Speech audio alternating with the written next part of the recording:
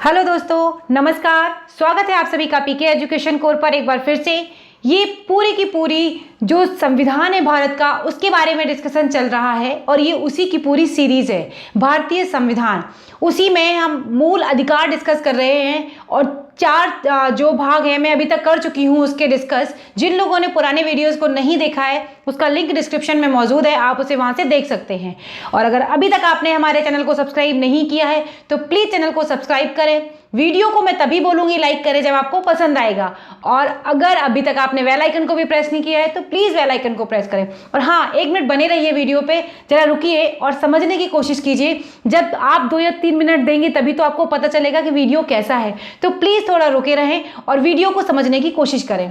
तो संपत्ति का अधिकार आज हम डिस्कस करेंगे। ये बहुत ही इंपॉर्टेंट टॉपिक है और एग्जाम में यहाँ से क्वेश्चन कई बार पूछे गए हैं। किस तरीके से ये हमारे मूल संविधान में था, उसके बाद मूल संविधान में मूल अधिकारों में था, फिर इसको हटा के संपत्ति के अधिकार को हमने 300 का में इसको ट्रांसफर कर दिया और भाग 12 में इसको डाला है। तो देखेंगे संपत्ति का अधिकार क्या है। बहुत ही इंपॉर्टेंट टॉपिक है एग्जाम के लिए भी। और जो लोग अपने नोट्स बना रहे हैं प्लीज इस चैप्टर को अच्छे से मेंशन करें ताकि आपके लिए एग्जाम में बहुत ज्यादा इससे फायदा होने वाला है। तो शुरू करते हैं बिना देर किए हुए। संविधान के भाग 3 में उल्लिखित कहा गया है मूल अधिकारों में जो 7 मूल अधिकार थे पहले हमारे, अब कितने बचे हैं? 6। पहले 7 मूल अधिकार थे, इसमें से एक हटके संपत्ति का अधिकार जो वर्णित था वो था अनुच्छेद 1 एवं 31 में वर्णित था। ये एग्जाम में बहुत बार पूछा जाता है कि संपत्ति का अधिकार जो था, राइट टू प्रॉपर्टी अधिकार जो था वो किस में वर्णित था और अब ये कहाँ पे ट्रांसफर कर दिया गया है। तो ये मेन चीज है अनुच्छेद 1 के अनुसार। अब देखिए 1 क्या कहता है। ये कहता है कि प्रत्येक नागरिक को, ध्यान से समझिएगा, प्रत्येक नागरिक को संपत्ति के अधिग्रहण करने, उसको रखने और बेचने की गारंटी देता है। सपोज करिए किसी व्यक्ति के पास उसकी अपनी प्रॉपर्टी है तो वो उसको रखे, उसको अधिग्रहण कर ले किसी से, या फिर बेचने की भी उसको गारंटी है, या फिर उसे रखना चाहे तो वो रख सकता है। ये कहता है आर्टिकल 1 जबकि अनुच्छेद 31 क्या कहता है, ये भी समझने वाली बात है। ये प्रतीक नहीं है, प्रत्येक व्यक्ति नागरिक हो या गैर नागरिक। यहां पे क्या बात हो रही थी? नागरिक के लिए। यहां पे बात हो रही है व्यक्ति नागरिक हो या गैर नागरिक। ये एक बतौर व्यक्ति की बात हो रही है, उसमें देशी नागरिक भी शामिल होंगे और विदेशी भी शामिल होंगे। सभी को अपनी संपत्ति के वंचन के खिलाफ अधिकार प्रदान करता है। वंचन का मतलब आप समझ ही रहे होंगे, किसी भी व्यक्ति को उसकी संपत्ति से उसे वंचित नहीं किया जाएगा। इसमें यह व्यवस्था है कि विधि के सम्मत कानून के अलावा कोई भी संपत्ति पर अधिकार नहीं जताएगा। मतलब जब तक ऐसा कोई लॉ नहीं होगा, जब तक कोई ऐसा कानून नहीं होगा, उसके अलावा कोई भी व्यक्ति अधिकार संपत्ति पर किसी की नहीं जता सकता। ये किस किस कंडीशन में है जरा वो भी जान लेते हैं। यह राज्य को किसी व्यक्ति की संपत्ति को 2 शर्तों पर अधिग्रहण करने के लिए शक्ति देता है। कौन कौन सी वो शर्तें हैं? इसका उपयोग सार्वजनिक हो। सपोज करिए कोई जगह चाहिए है या कोई स्थान चाहिए, वहां पर स्कूल बनना है, तो एक क्या है, स्कूल में क्या हर तबके के लोग उसमें शामिल होंगे, तो विद्यालय क्या है, एक ऐसी जगह हो गई, सार्वजनिक यूज के लिए वो चीज हो गई। कहीं पर कोई मार्केट बनना है जिसका उपयोग सार्वजनिक तौर पर हो, इसलिए इन चीजों, कई बार इसका दुरुपयोग भी किया जाता है, जैसे किसानों की जमीन छीन लेना उस तरीके से और कह दिया जाएगा यहाँ पर मॉल बनेगा और आपको काम मिलेगा। आप खुद लॉजिक लगाइए, जो गरीब जनता या जो लोग वहां पर रह रहे हैं, वहां के लोग उस मॉल में काम करने के लायक होंगे? नहीं होंगे। हालांकि ये थोड़ा अलग विषय है, पर ऐसे ही जो प्रावधान है हर जगह अच्छे प्रावधान किए जाते हैं, लेकिन बाद में तोड़ मड़ोड़ करके उनको कुछ ना कुछ उनके नेगेटिव निकाले लिए जाते हैं। तो सार्वजनिक उपयोग तो है, पर सार्वजनिक उपयोग भी किस तरीके का है? तो पहली शर्त यह है कि सार्वजनिक उपयोग के लिए सड़क बननी है, मान लीजिए आप किसी के घर आ रहे हैं रास्ते में, या कोई प्रॉपर्टी अगर आ रही है तो उसको क्या होगा, उसको ले तो लेगा, लेकिन उसके साथ साथ क्या होगा, इसका हर्जाना जो होगा उसके मालिक को दिया जाना चाहिए। तो पहली कंडीशन क्या है? इसका उपयोग वो सार्वजनिक हो। दूसरा ये है कि उसके मालिक को उसका हर्जाना दिया जाना चाहिए।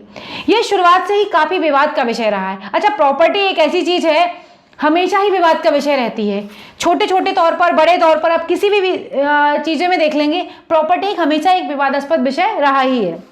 ये हमारे कॉन्स्टिट्यूशन में भी रहा है। अब कॉन्स्टिट्यूशन में अगर देखेंगे तो संविधान में कई संशोधन किए गए। अब देखिए कितना विवादित विषय था, इसको लेकर कितनी बार संविधान में संशोधन किए गए। पहला संशोधन किया गया, चौथा किया गया, 7वां, 25वां, 39वां, 40वां और 42वां जो संशोधन है वो इसमें शामिल है। अब देखिए कितने सारे संशोधन किए गए, तब जाके ये जो एक्ट है ये यहाँ से हटा के, मूल अधिकारों से हटा के हमारे दूसरे भाग में डाला गया। तो इनमें 31 खा और 31 गा, इन पर भी समय समय पर उच्चतम न्यायालय द्वारा भी इनको कम किया गया है। कुछ चीज़ें ऐसी हैं जितना आपको किसी वीडियो से पढ़ने को मिलता है, उससे ज़्यादा एक चीज़ बहुत इंपॉर्टेंट होती है कि आपने उस चैप्टर को समझा कैसे है।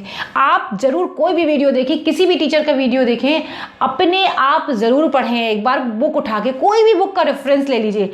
मेरे पढ़ाने का मतलब या किसी टीचर के पढ़ाने का मतलब ये बिल्कुल नहीं होता है कि जो वीडियो में बता दिया गया ना, वीडियो में आप डायरेक्ट क्लास ले रहे हो कहीं पर, तब भी कि आपने क्लास ले ली तो आपको वो चैप्टर पूरा समझ आ गया। चैप्टर तब कंप्लीट होगा जब एक बार आपने टीचर के द्वारा पढ़ाया हुआ पढ़ लिया, उसके बाद आपने अपने तरीके से उसको पढ़ लिया और उस पर संक्षिप्त नोट्स बना लिए, और उसके बाद आपने उन क्वेश्चन जो आपने चैप्टर पढ़ा है उस पर आधारित आपने क्वेश्चन आंसर भी कर लिए, तभी जाके वो चैप्टर आपके लिए कंप्लीट होगा और आपको समझ में आएगा। सपोज करिए आपने टीचर से भी पढ़ लिया, आपने बुक से भी पढ़ लिया, लेकिन आपने कहीं पर भी कोई नोट्स नहीं बनाए। इसकी समस्या जानते क्या होगी?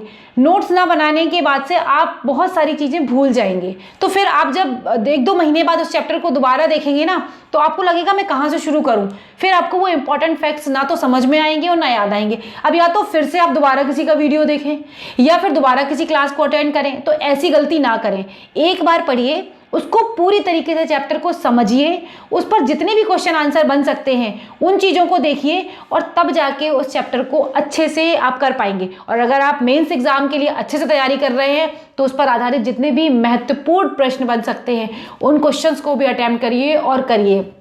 अच्छा, मैं हमेशा बोलती रहती हूँ जो लोग भी प्रिपरेशन कर रहे हैं एटलीस्ट वो न्यूज़पेपर से बहुत ज़्यादा जुड़े रहें, क्योंकि जितना ज़्यादा आप करंट को समझेंगे डेली पढ़ के, हमेशा एक दूसरे से लिंक होके पेपर्स आते हैं। आज जो न्यूज़ है कल की न्यूज़ आएगी वो उससे लिंक होगी, तो आप 3-4 बार उस चीज़ को जब पढ़ लेते हैं तो आपके दिमाग में अच्छे से बैठ जाता है। और करंट अफेयर से बहुत ज़्यादा जुड़े रहें, क्योंकि एग्ज़ाम का वेट ना करें। हालाँकि इस समय पर सिचुएशन ऐसी है, ये कोरोना का टाइम है और एग्ज़ाम्स का कोई समझ में नहीं आ रहा है कब होंगे क्या होंगे। बाकी यूपी पीसीएस का तो आप सभी को पता है कि आयोग क्या करता है क्या नहीं करता। बच्चे इतनी मेहनत करते हैं, उसके बाद भी कुछ समझ नहीं आता। 2018 के रिजल्ट देंगे पता नहीं कब, 2017 के पता नहीं कब, मतलब कुछ सिस्टमेटिक समझ ही नहीं आता।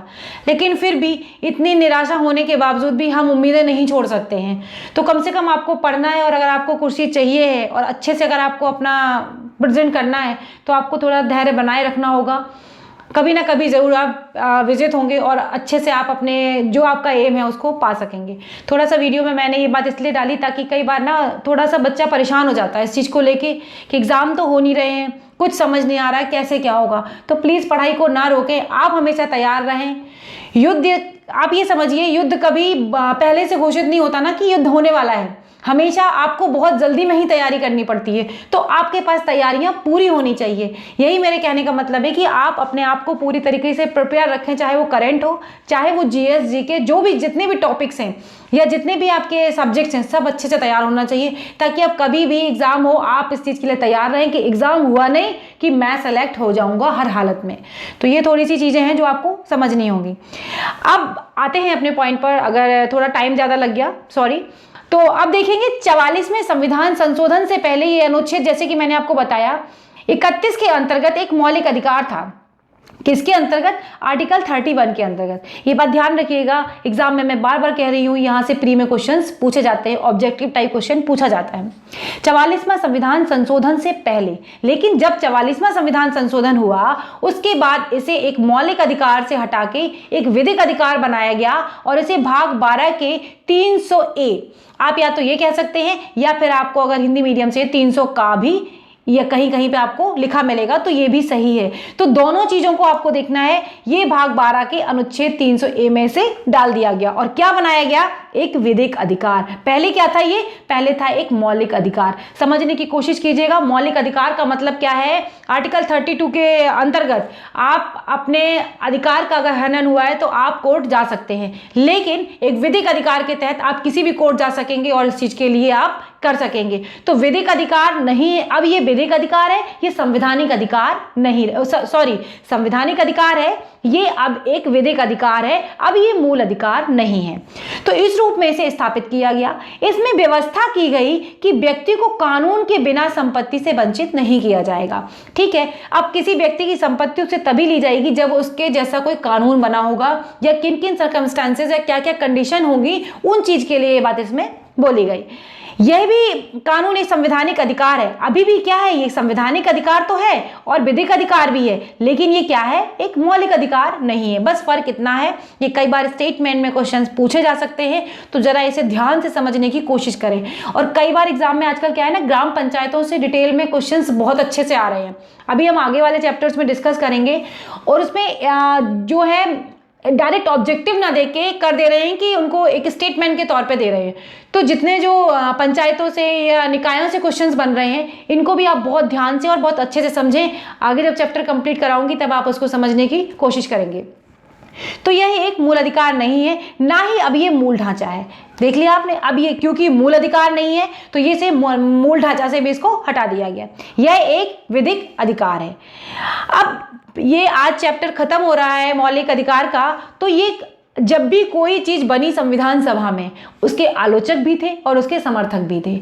आलोचकों की अपनी एक सोच थी और जो समर्थक थे उनकी एक अपनी तरीका था चीजों को देने का और समझाने का। आज भी ऐसा ही होता है, कोई भी सरकार है, कोई भी गवर्नमेंट है, कभी किसी के सेम गवर्नमेंट ने तो एक नीति निकाली, अब उसके आलोचक भी होंगे और उसके समर्थक भी होंगे। तो ऐसे ही उस टाइम पे भी था मूल अधिकारों की आलोचना। मूल अधिकार देखा जाए तो सब कुछ शामिल था, लेकिन फिर भी एक बात अगर आज के परिप्रेक्ष्य में देखा जाए तो शिक्षा का ना होना भी एक तरीके की आलोचना ही माना जाएगा। लेकिन फिर भी उस समय की परिस्थितियां बिल्कुल अलग थी और चीजें थोड़ी अलग थी। अब इसमें कहा जा रहा है कि व्यापक सीमाएं होना। इसमें व्यापक सीमाएं होने का मतलब इसमें यह कहा जा रहा है कि एक तरफ तो संविधान ये अधिकार दे रहा है और दूसरी तरफ कई अधिकार राज्य की वजह से वो छीन भी ले रहा है। छीनने का मतलब आप उस बात से मत समझिएगा, लेकिन अगर कोई भी बहुत आर्टिकल 22 भी उसी के अंतर्गत आ रहा, निवारक निरोध के नाम से, कि अगर किसी व्यक्ति को शंका के आधार पर गिरफ्तार कर लेना, ये क्योंकि ये कहीं पर भी किसी और कंट्री में नहीं है, ये हमारे भारतीय संविधान में से लाया गया, तो इसकी सीमाएं व्यापक हैं। और कई बार इसको ये भी कहा गया, जैसे जसपत राय जी हैं वो कहते हैं इसके बारे में कि इनको मूल अधिकारों को अगर हम इस तरीके से कहें तो ज्यादा अच्छा होगा कि मूल अधिकार की सीमाएं, मतलब मौलिक अधिकार अकेला ना कहें, मूल अधिकार की सीमाएं कहें, या फिर इन्हें ये कह दें कि मूल अधिकार एवं उसमें निहित सीमाएं। मतलब एक तरफ तो अधिकार दे रहा है और उस पर कुछ कुछ सीमाएं भी लगा रहा है। फिर है कोई सामाजिक एवं आर्थिक अधिकार नहीं है। आप इस चीज को बहुत अच्छे से समझने की कोशिश करिएगा। मौलिक अधिकार में हमारे राजनीतिक अधिकारों की तो बात की गई है, राजनीतिक अधिकारों की बात की गई, लेकिन बात किसकी नहीं की गई है? बात नहीं की गई है सामाजिक अधिकार की और आर्थिक अधिकार की। ये जो बहुत बड़े मुद्दे हैं इन पर बात नहीं की गई। अब सामाजिक अधिकार में जैसे मान लीजिए सामाजिक सुरक्षा का अधिकार हो गया, काम का अधिकार हो गया, रोजगार का अधिकार हो गया, या आप कहिए विश्राम एवं सुविधा का अधिकार हो गया। ये बहुत सारे ऐसे अधिकार हैं जिनके बारे में बात नहीं की गई है। एक चीज और आती है अस्पष्टता का अभाव। बहुत सारे टर्म्स ऐसे हैं जिनको अस्पष्ट रखा गया है हमारे संविधान में, इसके बारे में व्यवस्था नहीं की गई और प्रॉपर एक छवि नहीं बताई गई। तो जो आलोचक हैं वो कहते हैं बहुत ही धुंधली और अनिश्चित छवि है। और जैसे अभिव्यक्तियां जो शब्द हैं उनमें अब देखिए, अगर बात करें लोक व्यवस्था, इसका कहीं पर कोई डिटेल में नहीं बताया गया कि किस तरीके की लोक व्यवस्था। अल्पसंख्यकों को कहीं पर डिफाइन नहीं किया गया है, उचित प्रबंध को कहीं पर डिफाइन नहीं किया गया, जैसे कि आर्टिकल 15-16 में इन शब्दों का खूब यूज हुआ है। लेकिन उचित प्रबंध तो कैसे उचित प्रतिबंध करे जाए नहीं बताया गया इन शब्दों को। सार्वजनिक हित हैं, सार्वजनिक हित किस तरीके के सार्वजनिक हित हैं, इन चीजों को भी नहीं बताया गया। तो कुछ चीजें हैं जो आलोचक कहते हैं कि अस्पष्टता है, इनको सही से समझाया और संविधान में हमारे बताया नहीं गया है। जब नहीं बताया गया तब तो संविधान इतना बड़ा है। अगर एक एक शब्द और इतनी चीजों को डिफाइन किया जाता तो संविधान कितना बड़ा होता। संविधान कितना बड़ा हो छोटा हो इससे मैटर नहीं करता, पर एक ऐसी प्रक्रिया होनी चाहिए जो आम आदमी की पहुंच उसमें आसानी से हो सके।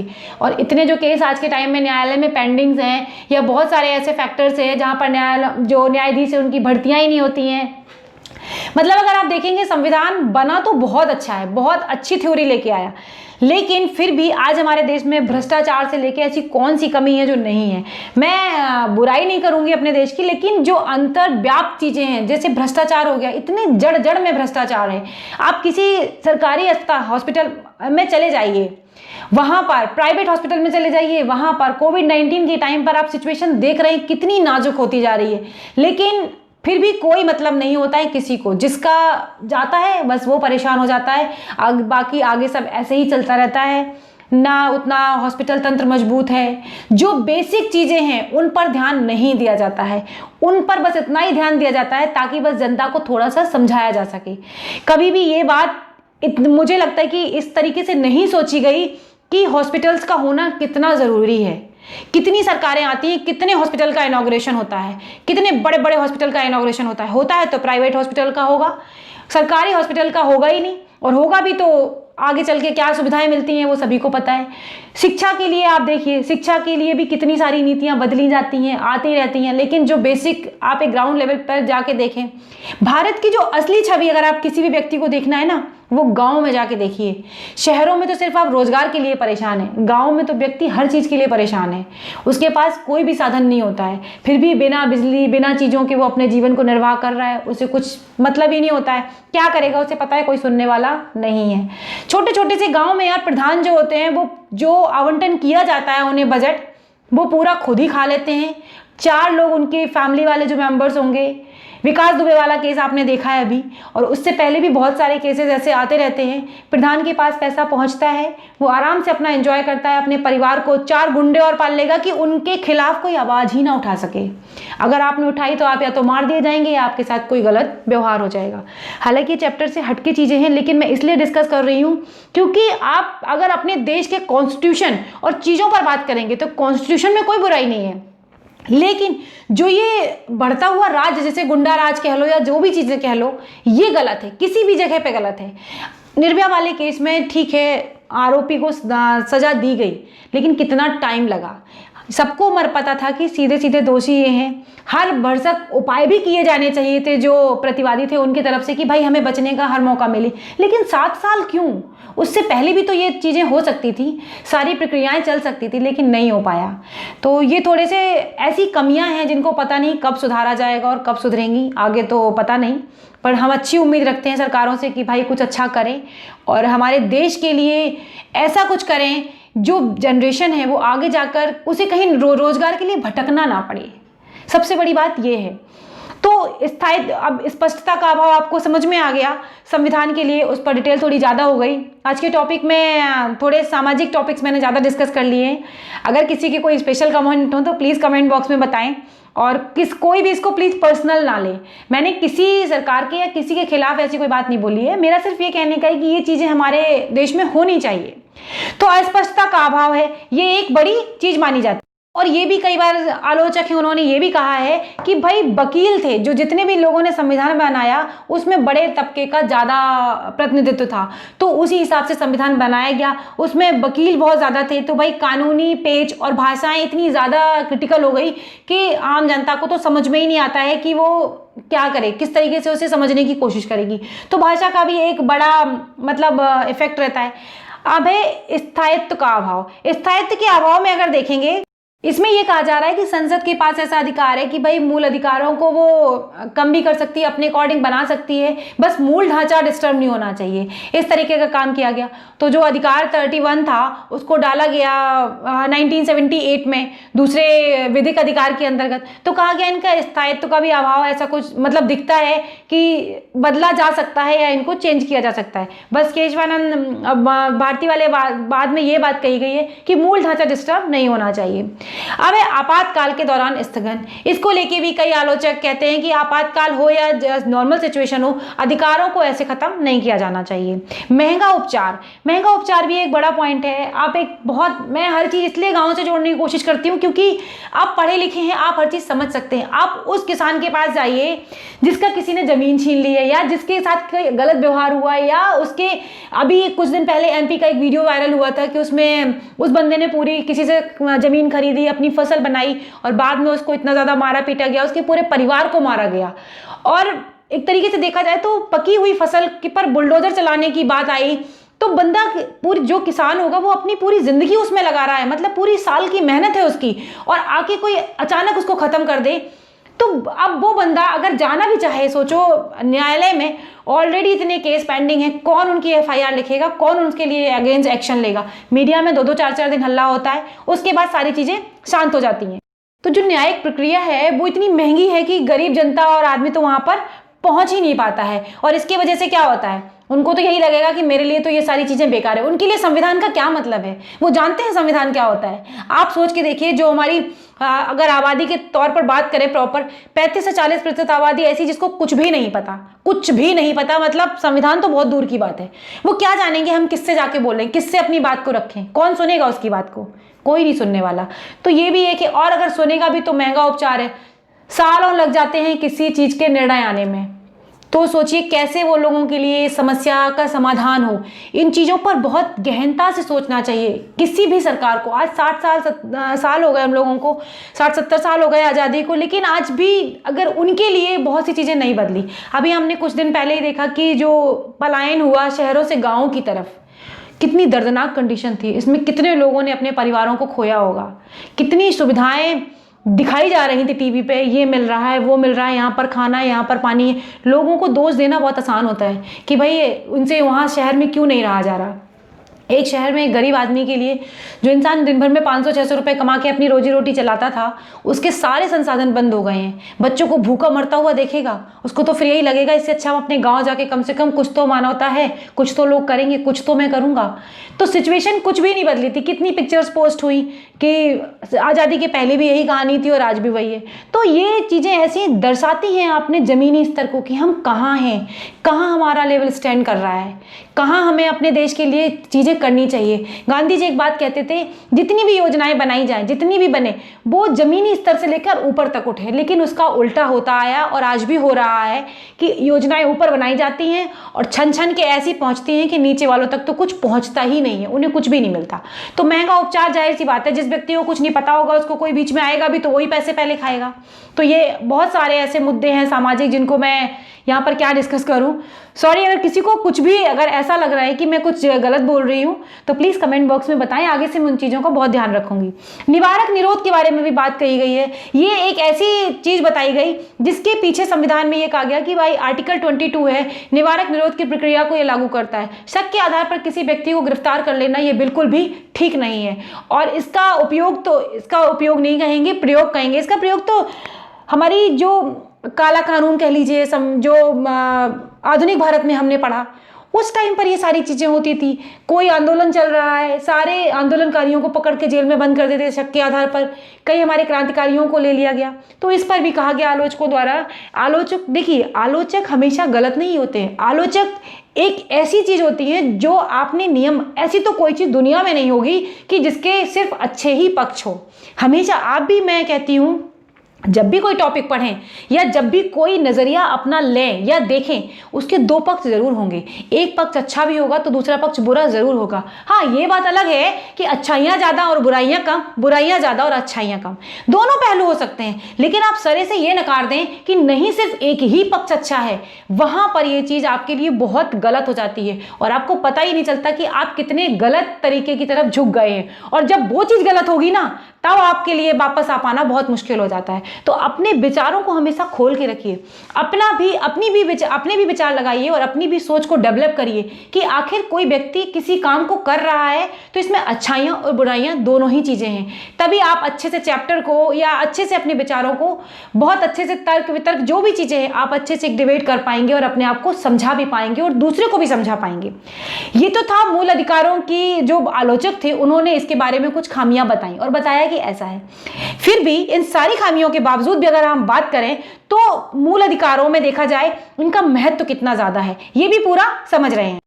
ये जो महत्व है इस महत्व में कहा गया है लोकतांत्रिक व्यवस्था को स्थापित करते हैं। लोकतंत्र का मतलब आप जानते ही होंगे, जनता का शासन जनता के लिए और जनता द्वारा। जनता चाहे जिसे कुर्सी दे सकती है और जनता चाहे तो जिसे उतार सकती है। ऐसी ही सेम चीजें हैं। पहले कांग्रेस कितने बहुमत से जीतती थी और जब बिल्कुल ही अलग तरीके का काम हो गया, देश को एकदम बर्बादी की तरफ ले जाने वाली कंडीशन हो गई, जनता जागरूक हुई और उसने सत्ता दूसरों के हाथों में दे दी। सेम दिल्ली में भी यही कंडीशन हुई। पहले जो सरकारें थी उनको बदल के दूसरी सत्ता लाई गई और जब तक आप काम अच्छा करते रहेंगे जनता आपको वोट करती रहेगी और आप सत्ता में बैठते रहेंगे। लेकिन जिस दिन जनता को, कहते नहीं जनता जनार्दन, जिस दिन जनता को यह समझ आ गया कि ये जितनी भी राजनीतिक पार्टियां हैं ये जनता के लिए ही खेलती हैं, सिर्फ जनता को लेके ही खेलती है, बाकी इनका और कोई काम नहीं है। काम तो सरकारें जितने करेंगी अपने हिसाब से करेंगी, वो जनता की आवश्यकताओं के हिसाब से कभी नहीं सोचती हैं। सोचिए मतलब एक ऐसी चीज होती है जहां पर एक सैनिटाइजर लगाया गया, अगर कोविड-19 के टाइम पर कहीं पर एक सैनिटाइजर लगाया गया उसका भी नेता उद्घाटन करते हैं। आप देखिए वो वीडियो, मतलब क्या है समझ नहीं आता कि क्या ऐसा लोकतंत्र है। ऐसी तो कोई मतलब समझ नहीं आती चीजें कि जनता उसके लिए भी आपने खर्च कर दिया और आप उद्घाटन करके दिखा रहे हैं कि मैंने सैनिटाइजर लगा दिया। खैर ये लेकिन लोकतंत्र में व्यक्ति की आजादी है, अपने काम अपने किसी अगले को परेशानी ना हो अपने काम कर सकते हैं। तो लोकतांत्रिक व्यवस्था को मूल अधिकार जो है वो स्थापित करते हैं। ये व्यक्ति की भौतिक एवं नैतिक सुरक्षा के लिए भी बहुत ज्यादा और आवश्यक स्थिति उत्पन्न करते हैं। व्यक्ति अपने तरीके से अपना जीवन जी सकता है। व्यक्तिगत स्वतंत्रता के रक्षक हैं। आर्टिकल 21 भी मैंने आपको पूरा पढ़ाया है, उसमें भी बहुत सारी चीजें कही गई हैं और व्यक्तिगत स्वतंत्रता को पूरे मौलिक अधिकार इसको डिफाइन करते हैं। देश में विधि के शासन की स्थापना करते हैं, मतलब देश में कानून व्यवस्था हमेशा बनी रहती है और उसी के अकॉर्डिंग चलता है। अल्पसंख्यकों एवं समाज के कमजोर वर्गों के हितों की रक्षा करते हैं, जैसे कि हमने आर्टिकल 15 में आर्टिकल 16 में इन सब चीज़ों को पढ़ा है और समझा है किस तरीके से ये, हालांकि अल्पसंख्यक वर्ड को कहीं पर भी संविधान में डिफाइन नहीं किया गया है, वो राज्य को देखना है कि किस तरीके से ये अल्पसंख्यक हैं। ठीक है, ये सरकार के शासन की पूर्णता पर नियंत्रण लगाते हैं। कोई भी सरकार है निरंकुश तरीके से शासन नहीं कर सकती है, व्यक्तियों के साथ वो बुरा बर्ताव नहीं कर सकती है, उनके जो मूल अधिकार है उनको ना छीन सकती है ना उन्हें कम कर सकती है। ये सामाजिक समानता एवं न्याय की आधारशिला रखते हैं। मूल अधिकार ऐसे हैं कि समाज में समानता भी बनी रहे और न्याय सबको मिल सके, इस तरीके की आधारशिला रखी जाती है। अच्छा, अब इनको आपने पढ़ा, आपको लगा होगा कितना बढ़िया हमारे संविधान में डिफाइन करा गया, लेकिन जमीनी स्तर पर कितना मिलता है उस सब से हम सभी वाकिफ हैं और सभी जानते हैं। इसमें किसी को बोलने और समझने की हमें लगता ज़्यादा ज़रूरत नहीं है, सभी इंसान समझते हैं। तो ये पूरा चैप्टर था, इसको पढ़िए और अपने दिमाग से भी बहुत सारी चीज़ों को आप एलाबोरेट करिए और समझने की कोशिश किया करिए किसी भी चैप्टर को। तो अगर आपको वीडियो अच्छा लगा है प्लीज़ एक लाइक करें, शेयर करें और चैनल को अगर अभी तक आपने सब्सक्राइब नहीं किया है तो चैनल को सब्सक्राइब करें। और अगर आपको वीडियो में कुछ भी खराब लगा है तो प्लीज़ लिंक कमेंट बॉक्स में मुझे अवश्य बताएं ताकि मैं आगे से ऐसी कोई बात ना करूं। अगले वीडियो में फिर मिलेंगे, तब तक के लिए धन्यवाद दोस्तों, नमस्कार, जय हिंद।